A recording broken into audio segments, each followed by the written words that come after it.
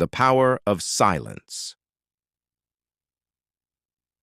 In a bustling city, there was a man named Arjun, who had a reputation for being one of the most eloquent speakers.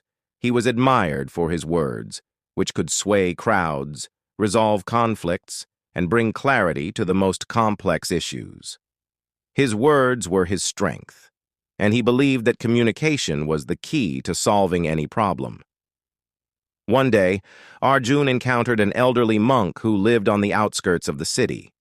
The monk was known for his deep wisdom, but had taken a vow of silence.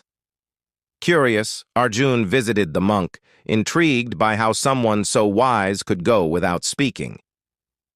"How can you, a man of wisdom, choose silence?" Arjun asked.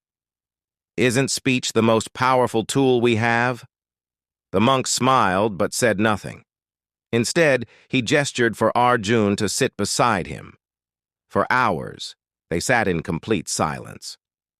Arjun grew restless, his mind swirling with questions. The silence felt uncomfortable, even oppressive.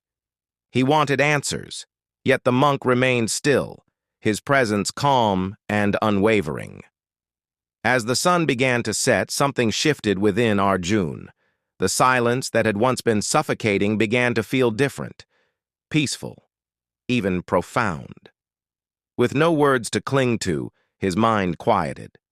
He began to notice the sounds of nature, the rustling of leaves, the distant chirping of birds, the whisper of the wind. He felt his own breath, slow and steady. In that moment of stillness, Arjun realized something he had never understood before. Silence spoke its own language. When Arjun finally rose to leave, he no longer felt the need to ask the monk any questions. The silence had given him the answers he sought. He had learned that words, while powerful, could often cloud deeper truths.